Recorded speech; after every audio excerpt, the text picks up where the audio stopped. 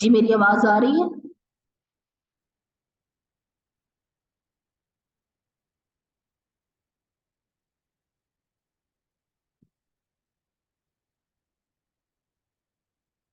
अस्सलाम वालेकुम। मेरी आवाज आ रही है?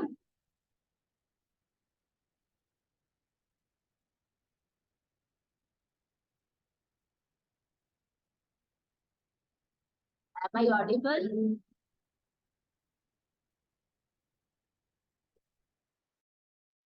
मेरी आवाज आ रही है? Yes ma'am. जी आ जी रही आ है। रही है। अच्छा, अब तक समझ आई है?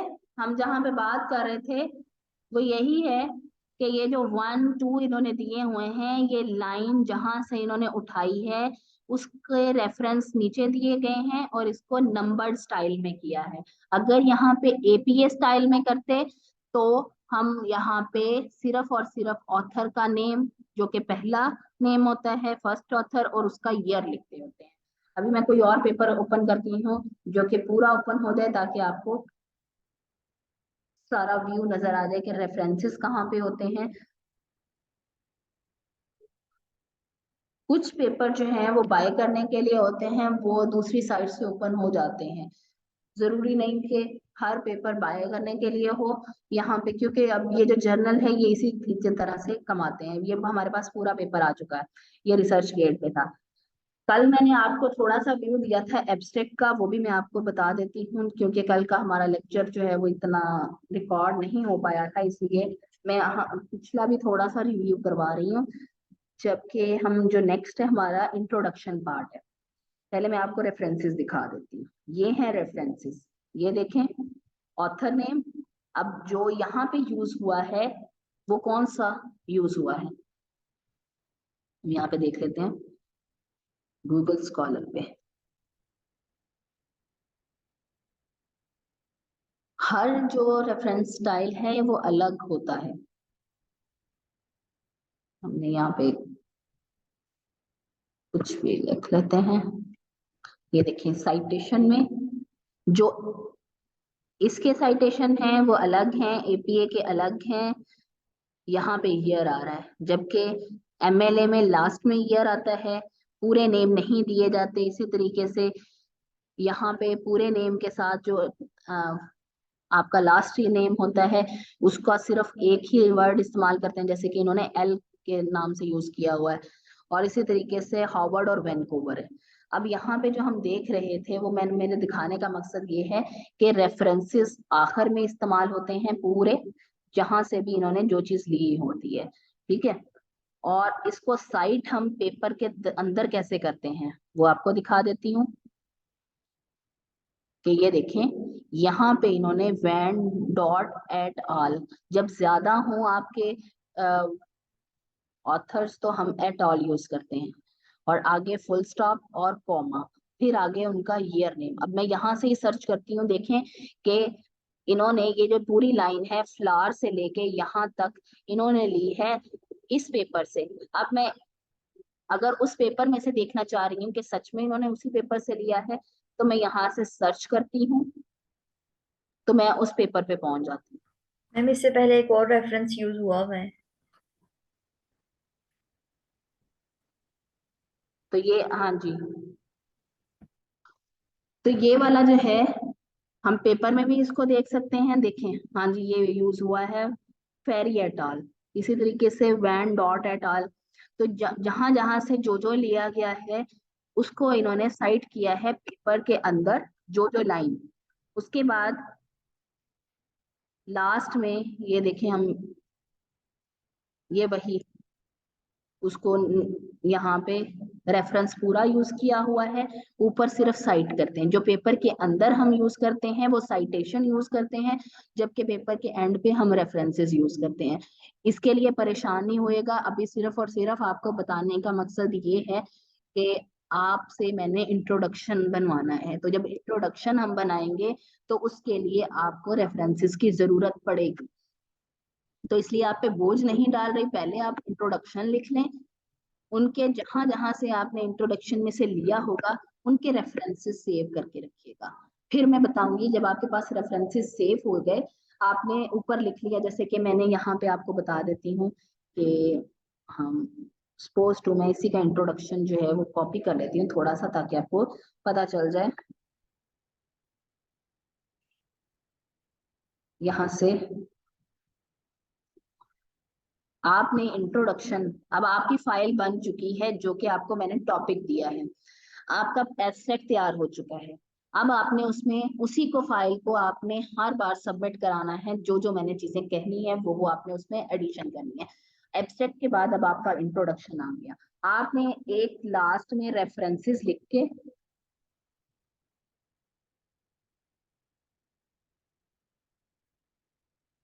रेफरेंसेस लिख के आपने उसे क्या करना है, जो जहां से आप लेते गए वहां से आपने कॉपी करके यहाँ पे पुट करते रहना है। बाद में मैं बताऊंगी कि किस तरीके से आपने उसको साइट करना है दरमियान में। अगर मैं आपको साथ साथ साइटेशन वाला दे दूंगी तो वो आपके लिए थोड़ा मुश्किल हो जाएगा। अब आपका एब्स्ट्रैक्ट तैयार हो चुका है। अब आपने लिखना है इंट्रोडक्शन। अब हम इंट्रोडक्शन के बारे में पढ़ते हैं कि इंट्रोडक्शन क्या होता है। पहले कल के थोड़ा सा एब्स्ट्रैक्ट के बारे में मुझे बताएं कि किस किसने राइट किया है, ताकि पता चले। जुनैरा ने राइट किया है, बताएं जुनैरा कैसा, आपने कहाँ से लिखा, आपका टॉपिक क्या था।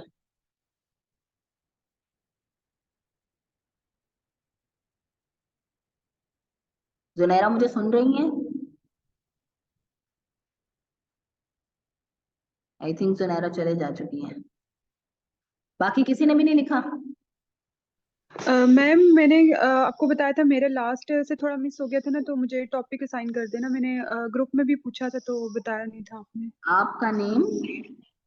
मैम नम्रा। आपका क्या सब्जेक्ट है? Ma'am computer science. मैंने आपको आई थिंक उसमें मेंशन किया हुआ है। नहीं मैम।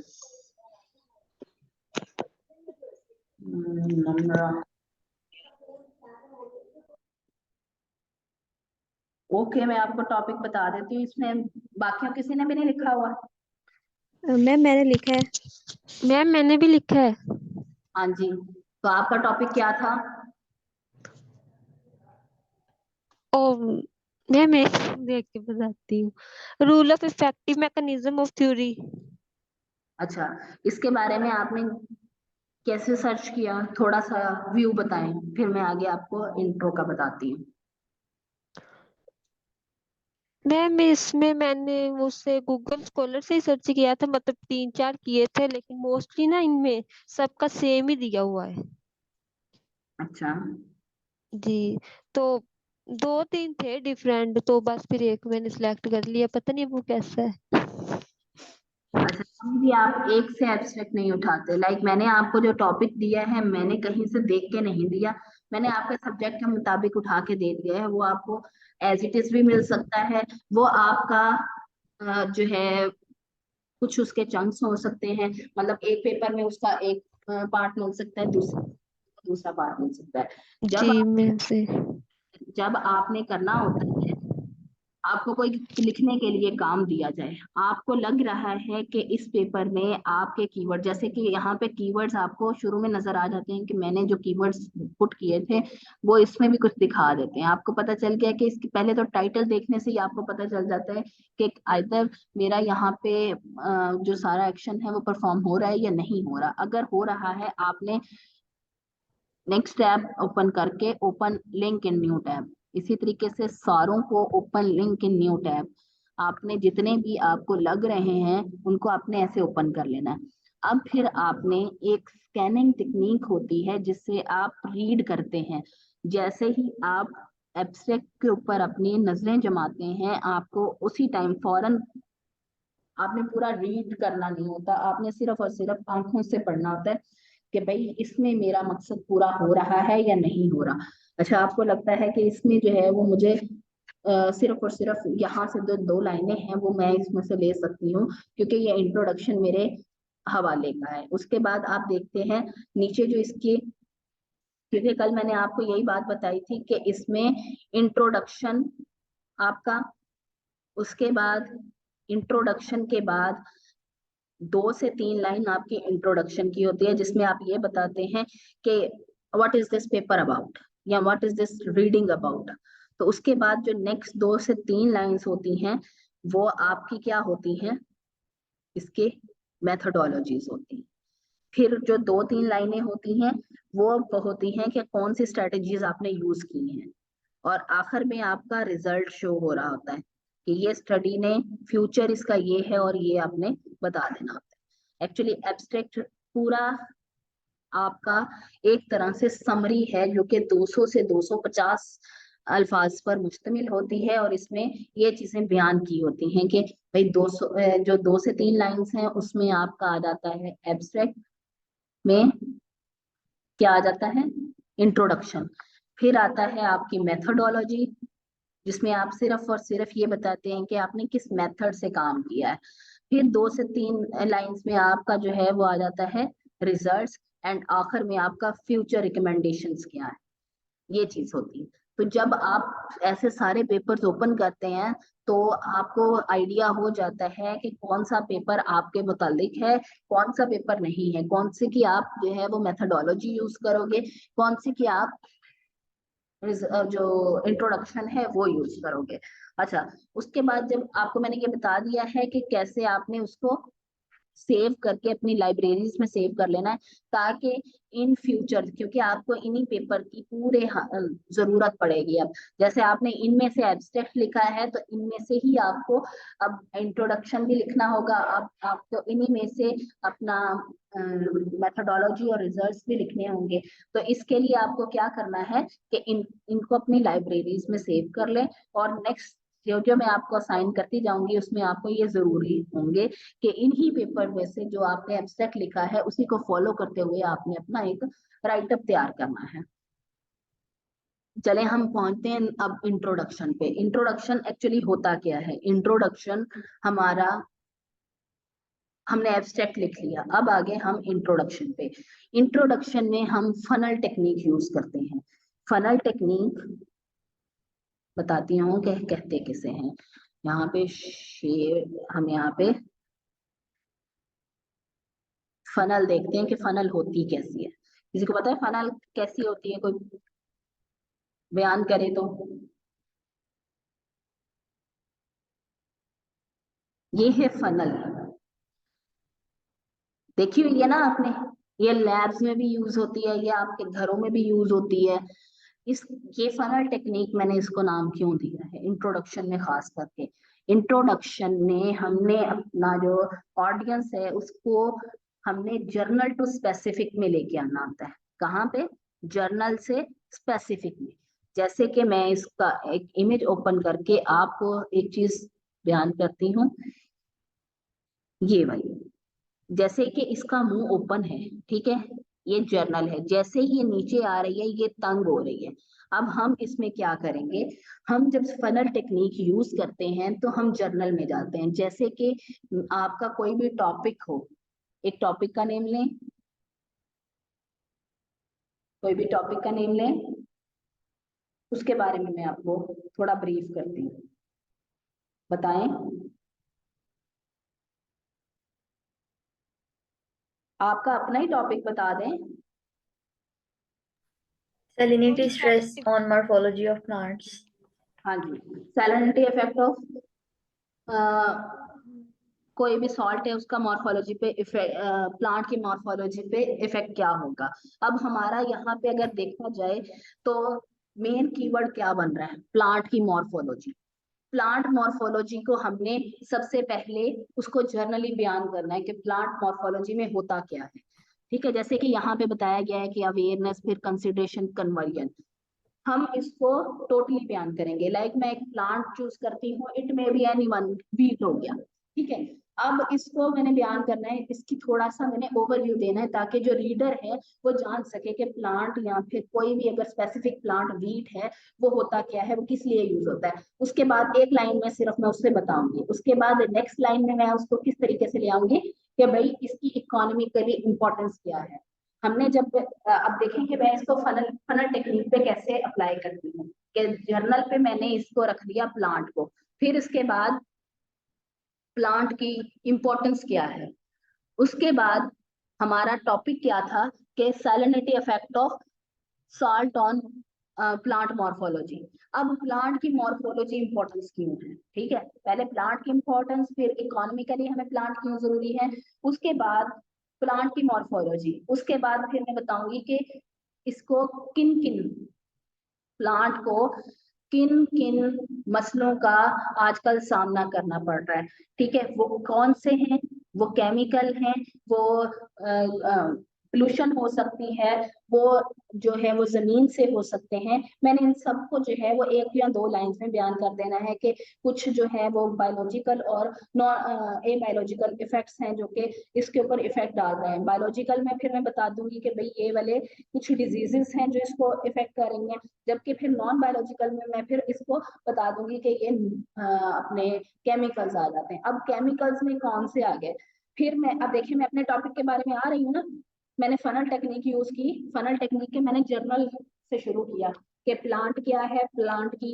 हमारे हमारे यहाँ इकोनॉमिकल इम्पोर्टेंस क्या है, उसके यहाँ जो मॉर्फोलॉजिकल इम्पोर्टेंस क्या है, उसके बाद प्लांट को कौन कौन सी तरफ से बीमारियां लाहक हैं, फिर वो बायोलॉजिकल हैं या ए बायोलॉजिकल हैं, उसके बाद बायोलॉजिकल में कौन कौन सी आ रही हैं, फिर ए बायोलॉजिकल में जो हमारे यहाँ है वो कौन कौन सी हैं, उसमें मेरे पास फिर नेक्स्ट अब मैं अपने टॉपिक की तरफ आई हूँ। मैंने अपने टॉपिक की तरफ आने से पहले जो सारे स्टेप्स किए हैं वो मेरा तकरीबन तकरीबन डेढ़ अगर मैं उसकी बात करूं, अपने थीसिस की बात करूं, तो मुझे ये इसको थोड़ा इलेबोरेट कर दूंगी, मैं 2 पेजेस में इसको बयान कर दूंगी। और अगर मैं पेपर की बात करूं तो जो मैंने आपको दिया हुआ है आपने सिर्फ 1 पेज का लिखना है, तो आपने इसको हाफ पेज पे इसकी बाकी लिखनी है और फिर आपने अपने टॉपिक के बारे में आना है। जैसे मैंने कहा कि इसको पोल्यूशन से भी इफेक्ट है, तो अब पोल्यूशन 2 तरह का है, एक सॉइल का है एक एयर का है।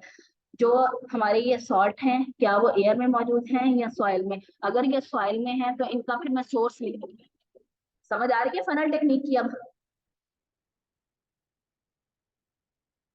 Yes ma'am. ठीक है, फिर उनका सोर्स लिखूंगी कि भाई इनका सोर्स जो है वो ये है, लाइक कोई भी साल्ट है उसका सोर्स क्या हो सकता है, जो आपके इसको पानी दे रहे हैं या फिर जमीन की जो खुद की सॉइल की प्रॉपर्टीज हैं उसकी वजह से है, ठीक है, या फिर जो इसको पानी जिस सोर्स से मिल रहा है या फिर जमीन जिस जगह पे है उसके इफेक्ट आ सकते हैं। फिर उनके इफेक्ट्स की सोर्स के बाद फिर इनके बाद हम बताएंगे कि इनके इफेक्ट्स क्या क्या हो रहे हैं, वो इफेक्ट्स लिखने के बाद फिर हम बताएंगे कि इन इफेक्ट की वजह से प्लांट जो है वो इफेक्ट हो रहा है, और हमारा फिर फ्यूचर, इससे फ्यूचर को देखें हमने शुरू कहाँ से किया कि हम प्लांट इकोनॉमिकली कितना इंपॉर्टेंट है, उसके बाद लास्ट में वही उसी चीज को कैसे कनेक्ट करके लेके आई हूँ पूरा जर्नल से स्पेसिफिक, जर्नल मतलब कि ओवरऑल बयान किया उसको स्पेसिफिकली मैंने फिर नीचे ले आई हूँ फनल में। अब मैं कहाँ पे आ चुकी हूँ, बिल्कुल उसकी फनल पे लास्ट में यहाँ पे, ठीक है। अब मैंने क्योंकि मैंने यहाँ पे सोर्स भी बता दिए, मैंने उसके इफेक्ट्स भी बता दिए, अब उनके इफेक्ट्स की वजह से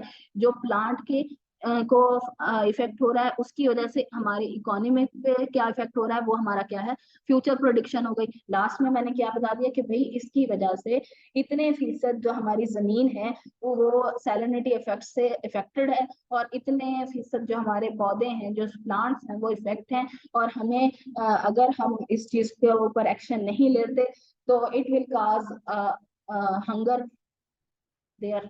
तो इस तरीके से आपने अपने फनल टेक्निक को यूज करते हुए आपने अपने इंट्रोडक्शन को बयान करना है। इसमें आप समझ आई है? Yes ma'am. इसी तरीके से बाकियों के टॉपिक भी हो जाएंगे। अब वो आपने अब सर्चिंग करना कैसे है, अब आपने जैसे मैंने आपको बताया कि आपने अपने टॉपिक के लिहाज से 3 से 4 पेपर ऐसे ओपन कर लेने हैं। हर पेपर में आपको एक जैसा मटेरियल भी मिल सकता है, हर पेपर में आपको एक जैसा मटेरियल नहीं भी मिल सकता, ठीक है। अब आपने जब इंट्रोडक्शन लेना है तो आपने 1 से 2 बार पढ़ना है, इंट्रोडक्शन लेने से पहले आपने उसको 1 या 2 बार रीड करना है। रीड करने से आपको फौरन आपको समझ आ जाएगी कि भाई ये भी फनल टेक्निक से गया हुआ है, कि इसने पहले इसकी बारे में बात की, इसके बाद इसके, अब ये नीचे आखिर में हमने फ्यूचर रिकमेंडेशन दे दी, ठीक है। ये देखें कि हमने एनालाइज किया ये वो हमारा एम, इस स्टडी को करने का एम, एक्चुअली एम क्या है हमारा, उसके बाद हम नेक्स्ट चैप्टर पे आते हैं। तो ये हो गया हमारा इंट्रोडक्शन। अब आपने इंट्रोडक्शन इसी तरीके से एक पेज का लिखना है।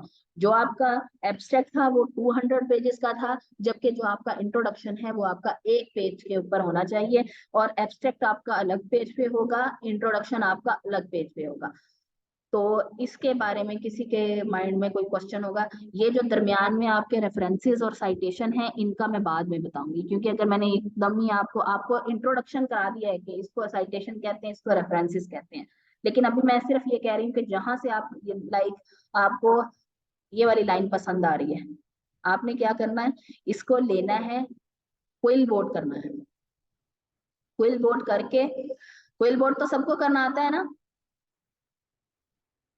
हमने कल भी सीखा था। आपने क्विल बोर्ड करना है।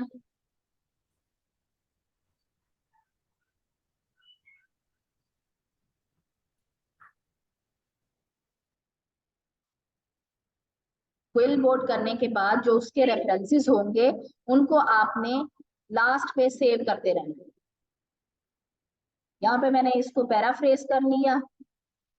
पैराफ्रेज देखें, आपके पास दो ऑप्शन ओपन है, स्टैंडर्ड और फ्लुएंसी। आप कोई भी इसको ऑफ करके इसका, आपने ये देखना होता है, प्लेजरिज्म भी ऑफ करने का थोड़ा सा मैं इसके बारे में ब्रीफ कर देती हूँ कि आपके जो तीन लफ्ज हैं यहाँ पे, suppose to the most valued, ये तीन लफ्ज अगर एक साथ आ गए कहीं पे भी, तो ये क्या होंगे, ये आ गया आपका प्लेजरिज्म आ गया। अब इसको खत्म करने का क्या तरीका होता है, आपने यहाँ पे तो देख लिया कि भाई मेरा पैराफ्रेज हो चुका है, लेकिन ये देखें नीचे आपको ये बता रहा है कि जो चेंज वर्ड हैं वो इस कलर के हैं, ग्रीन कलर के हैं, जिनके स्ट्रक्चर चेंज हुए हैं। स्ट्रक्चर का मतलब वो उलट पुलट कर देते हैं उसके, ना तो सिनोनिम चेंज होते हैं ना एंटोनिम्स।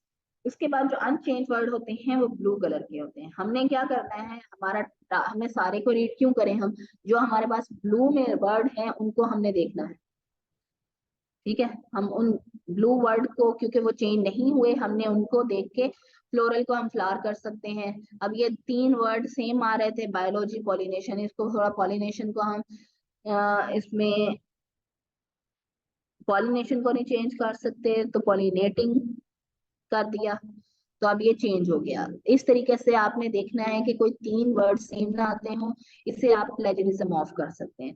फिर आपने यहाँ से कॉपी किया, कॉपी करने के बाद आपने यहाँ पे पेस्ट कर दिया। ये होता है एक्चुअल वे। लेकिन फिर आपको यही बात बताऊंगी कि सारा काम बेस है सर्चिंग पे, सारा काम बेस है कि आप अपनी प्लानिंग के लिए अपने पास एक कॉपी पेंसिल रखें कि भाई जो टॉपिक अब जब आप सर्च करते हैं तब उसके बारे में थोड़ी सी प्लानिंग होती है। प्लानिंग के बारे में आप सोचते हैं कि भाई मेरा जो पहला पॉइंट है वो कौन कैसे आएगा, मेरा दूसरा पॉइंट कौन सा होगा। जैसे मैंने आपको ये पूरी एक सीरीज आपको फनल टेक्निक से बताया कि हम जर्नल से एक, जनरली कोई भी बात से हम अपने टॉपिक की तरफ किस तरीके से मोल्ड कर सकते हैं, कोई भी टॉपिक, तो उसको हमने कैसे करना है, उसकी आपने अपने कॉपी में जो भी टॉपिक होगा उसकी सीरीज लिख लेंगे, ठीक है। 2-4 बार आप जब गूगल स्कॉलर को पकड़ेंगे, गूगल स्कॉलर को देखेंगे कि भाई इस टॉपिक के बारे में इसमें इसने ये कहा हुआ है, आपको देखते ही पता चल जाता है अच्छा ये मेरा जो रिक्वायरमेंट्स है फुलफिल कर रहा है। ज्यादातर तो टॉपिक में ही पता चल जाता है, फिर आपको एब्स्ट्रैक्ट से पता चल जाता है, फिर आप अगर एब्स्ट्रैक्ट ठीक है तो आप नेक्स्ट पे मूव ऑन कर सकते हैं। तो इस तरीके से आपने जब देख लिया कि ये भाई ये वाले मेरे पेपर मेरे काम के हैं, उनको सेव कर लिया लाइब्रेरी में, फिर आप उसको माई लाइब्रेरी से आप उसको एक्सेस कर सकते हैं। यहाँ पे ये जो 3 लाइंस दी हुई हैं इनसे आप अपना माई लाइब्रेरी, जैसे कि हमने अभी बेंजीन के नेम से सर्च किया था, ये देखें ये यहाँ पे आ गया। जो भी आपको यहाँ पे करेंगे ये यहाँ पे इसी तरीके से सेव होते रहेंगे, ताकि नेक्स्ट जब जो, क्योंकि आपने सारे इन्हीं में से यूज करने हैं अपने मेथड, और सारे चैप्टर्स जो हैं वो इसी में से लिखने हैं, तो इसलिए लाइब्रेरी बना लीजिएगा और उसमें ही आप अपने सेव करके एट द एंड आप उसमें मेथोडोलॉजी भी लिख सकते हैं, रिजल्ट भी लिख सकते हैं और कंक्लूजन भी लिख सकते हैं। असल चीज क्या है, आपकी रिसर्च। रिसर्च गुड होगी क्योंकि लिखना आपने नहीं है, आपने दूसरे रिसर्चर्स का ही जो चीज है उनकी बात को कोट करना है, लेकिन इन योर ऑन लैंग्वेज। पहले ये एआई टूल नहीं होते थे तो इसलिए खुद लिखना पड़ता था, अब ये एआई टूल आ गए हैं आर्टिफिशियल इंटेलिजेंस के, जैसे कि क्विल बोर्ड हो गया, ग्रामरली हो गया। अच्छा, ग्रामरली किस किसने अपने लैपटॉप में कर लिया है? ग्रामरली अपने लैपटॉप मैं में इंस्टॉल कर लिया है? मैंने कर लिया है यस मैम, मैम। कर दिया। हो गया था इजीली? Yes ma'am. विंडो में भी हो गया? यस मैम, विंडो में किया है। ओके। और वर्ड के लिए, जैसे कि वर्ड में यहाँ पे आपको शो होता है, ये मुझे शो हो रहा है ग्रामरली, तो मैं अब इसको ग्रामर, वर्ड हाँ जी, वर्ड वर्ड का नहीं देखा अभी। वर्ड में मैम, मेरे वर्ड में भी है। आपने ग्रामरली फॉर वर्ड करना है, उस पे राइट कीजिएगा, आपको ग्रामरली फॉर वर्ड मिल जाएगा। वो इंस्टॉल करके आपने उसको रन कर लेना है, लेकिन ये याद रखिएगा जब आपने ग्रामरली फॉर वर्ड करना है तो आपका वर्ड ऑफ होना चाहिए, आपका वर्ड जो है वो क्लोज होना चाहिए, फिर ये ऐड होगा। ओके। अब जैसे मैंने यहाँ पे ग्रामरली ओपन किया, ये मुझे सारी इसकी ग्रामर, पंक्चुएशंस, कोई स्पेलिंग मिस्टेक है कहीं पे, कोई पंक्चुएशन मार्क्स लगने हैं, तो ये मुझे सारा उसके बारे में ब्रीफ करेगा कि आपका यहाँ पे चीज गलत है। जैसे कि यहाँ पे ये मोस्ट के बारे में क्या कह रहा है कि इसमें इन ऑर्डर टू की जगह वो कह रहा है टू आना चाहिए। इस और इसी तरीके से केस की जगह दी केस आना चाहिए, कि कौन सा आर्टिकल कहाँ पे। जब आप इसके ऊपर क्लिक करते हैं तो आपको ये ऑप्शन सजेशंस देता है, वो आप पे डिपेंड करता है कि आपने खुद लिखा होता है। समटाइम आप सजेशन ले भी लेते हैं, समटाइम नहीं लेते। अब जैसे कि हमारे यहाँ जो लैंग्वेज यूज होती है वहां पे हम एंड के पहले जो कॉमा नहीं यूज करते, तो मैं इसको क्या कर दूंगी, इग्नोर कर दूंगी। समझ आई?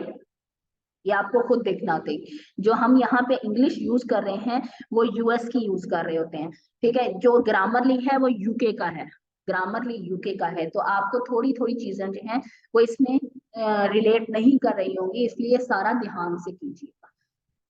ग्रामरली आपका यूके का है, जबकि हम जो लिख रहे होते हैं वो यूएस में लिख रहे होते हैं, तो इनकी मैंने ग्रामरली मैंने वर्ड में किया है इंस्टॉल, लेकिन वो ना, ये जैसे आपके यहाँ पे साइट पे इसकी सजेशंस आ रही हैं, तो मेरा लॉगिन आ रहा है बार बार, मैं उसको लॉगिन अपना अकाउंट लगा रही हूँ लेकिन वो फिर भी नहीं हो रहा। आप उसको ना लॉगिन करें। लॉगिन करने के लिए आप, जैसे मेरा यहाँ पे लॉग आउट आ रहा है, अगर मैं यहाँ पे लॉग आउट कर दूंगी तो ये मुझे कहेगा लॉगिन करें। जब आप करते हैं ना अपने वर्ड से, यहाँ से ग्रामरली लिख के करते हैं, तो आपका जो अकाउंट लगा होता है, क्योंकि हम में से बहुत सारों ने ड्राइव इन ओपन किया होता है, गूगल ड्राइव ओपन किया होता है, तब जो हमारा यहाँ पे लिखा जा रहा होता है, या वो वन ड्राइव में सेव हो रहा होता है, या फिर वो गूगल ड्राइव में सेव हो रहा होता है, जिसकी वजह से हमारा जो अकाउंट है, या तो आपका लैपटॉप पे अकाउंट नहीं लगा हुआ, आपके लैपटॉप में चेक करिएगा कि वो अकाउंट लगा है या नहीं। अब ये देखें, आपको यहाँ पे मेरा लोगो नजर आ रहा है, ये मैं अपना, इसने, जब मैं ग्रामरली को लॉगिन करूंगी तो ये मुझसे रिक्वेस्ट करेगा कि लॉगिन एज सादिया अफसर, तो ये देखें आ गया कंटिन्यू एज सादिया अफसर।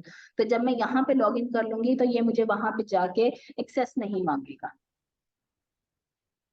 और अगर आपका वर्ड पे मसला ऐसा आ रहा है तो आपने क्या करना है, पहले देखिएगा कि आपके लैपटॉप पे कौन सी मेल लगी हुई है, और आप जो गूगल पे यूज कर रहे हैं वो सेम है या फिर मुख्तलिफ है।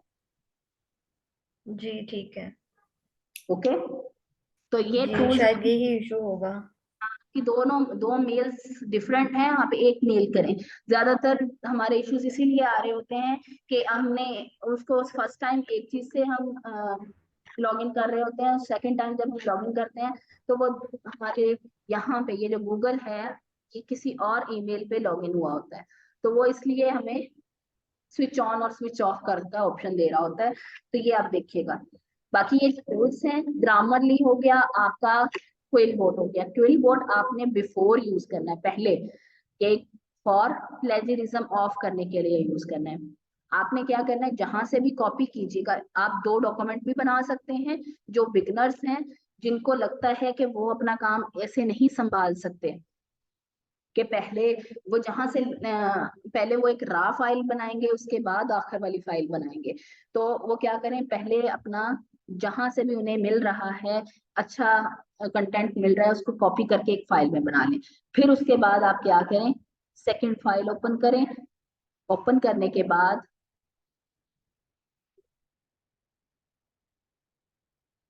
सेकंड फाइल ओपन करें। सेकंड फाइल ओपन करने के बाद अब जो पहली फाइल का ऐसे कीजिए कि मैंने मुझे सपोज टू के ये वाला मुझे करना है, यहां से लिया, आपने इसको क्विल बोर्ड किया। क्विल बोर्ड करने के बाद यहां से आपने पेस्ट किया, और जो न्यू फाइल आपने ओपन की है आप उसमें पेस्ट करते रहें। तो ये आपकी जो है वो फाइनल फाइल बनती जाएगी। तो एक ये तरीका है। दूसरा तरीका ये है, वो जब आप थोड़े से एक्सपर्ट हो जाएंगे तब वो तरीका इख्तियार कर सकते हैं कि आपने सीधा यहां से आपको ये लाइन पसंद आई कि भाई ये आपके लिए इजी है, आपने उसी टाइम इसको क्विल बोर्ड किया।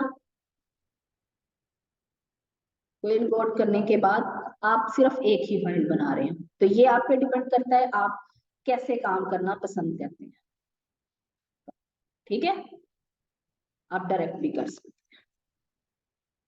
तो जैसे आपको इजी लगे आप वैसे कर सकते हैं, कोई इशू तो नहीं है इसमें। आज का लेक्चर समझ आया है? Yes ma'am.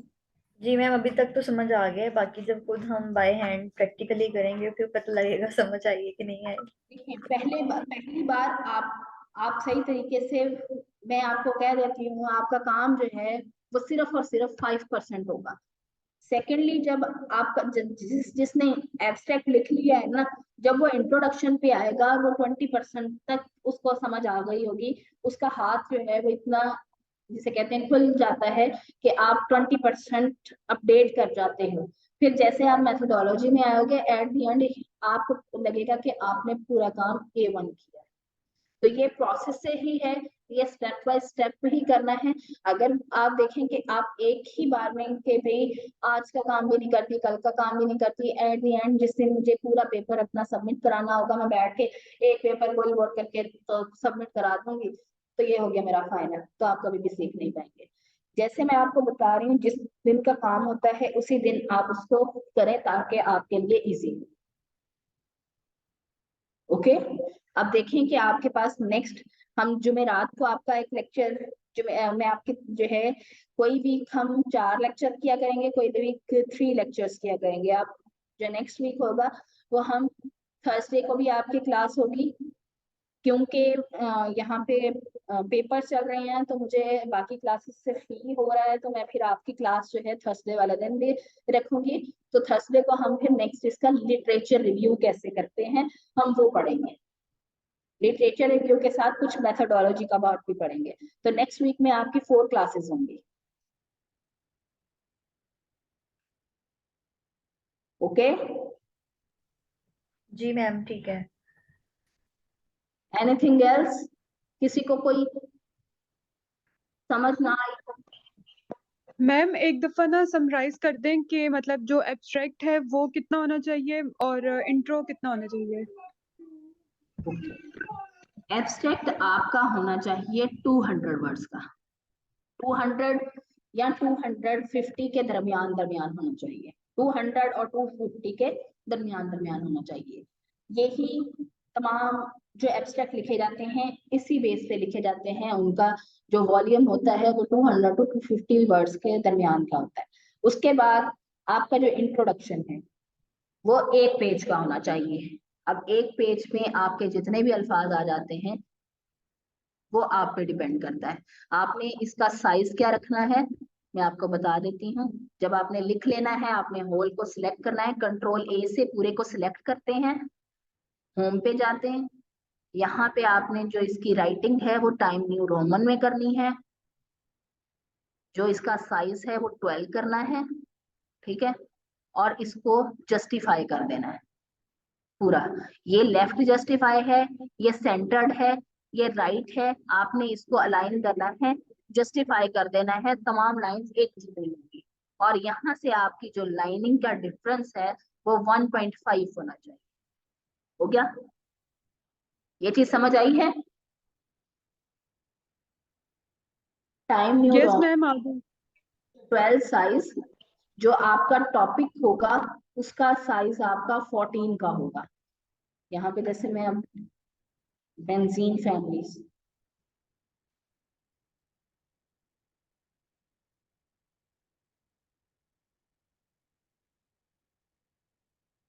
इसका साइज आपका 14 का होगा, और ये आपका बोल्ड होगा, और ये सेंटर्ड होगा। समझ आ गई? फिर आपने क्या करना है, यहाँ पे अब आपका लेफ्ट लाइन होगा जिसमें आपने लिखना है एब्स्ट्रैक्ट,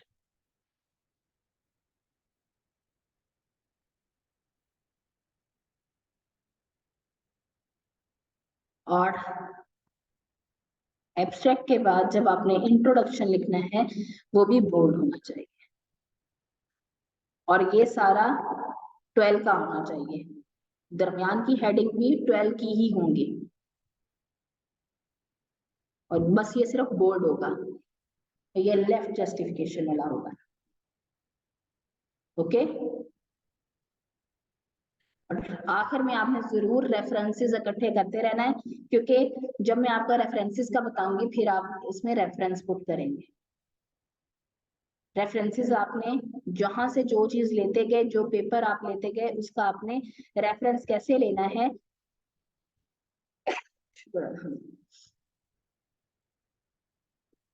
यहाँ पे देखें, जैसे मैंने ये टॉपिक लिखा, कोई भी पेपर है, मुझे सपोज मैंने इसमें से अपना कोई भी एक लाइन ली है, एक सेंटेंस लिया है, मैंने यहाँ से साइट किया।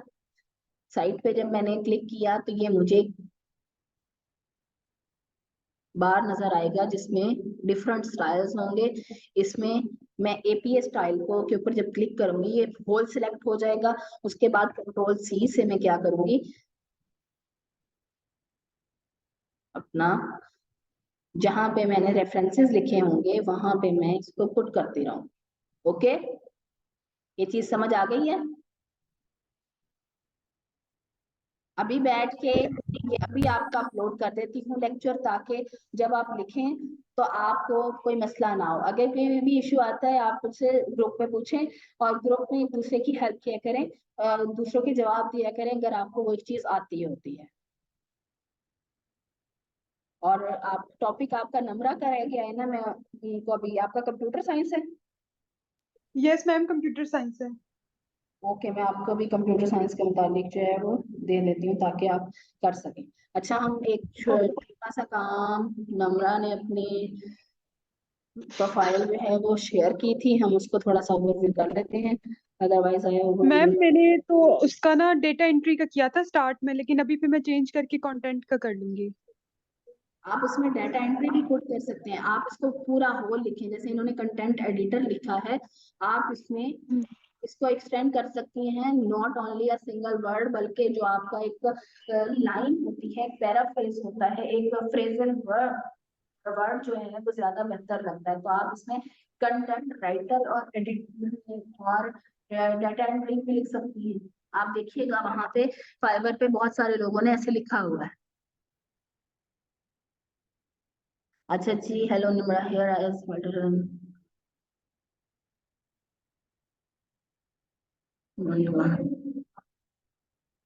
Four year. अच्छा, एक बात है कि निम्रा, आप इसको जब हम ये बनाएंगे तब आप चाहे इसको एडिट कर लीजिएगा। जब आप यहाँ पे लिखते हैं ना, तो शुरू में ही आपका जो 4 ईयर का है ना एक्सपीरियंस, आप ये वाली बात 4 ईयर की यहाँ से स्टार्ट करें, नेक्स्ट आप इसको जिस तरीके से मर्जी इस सेंटेंस को लेके लिख सकती हैं, क्योंकि जो आपकी पढ़ेगा ना उसने पहले आपके नाम से ज्यादा उससे होता है कि मैं इसका एक्सपीरियंस क्या है और ये काम क्या क्या कर सकते हैं। तो शुरू में ही अपना एक्सपीरियंस इन ही वर्ड्स में आना चाहिए। ठीक हो गया?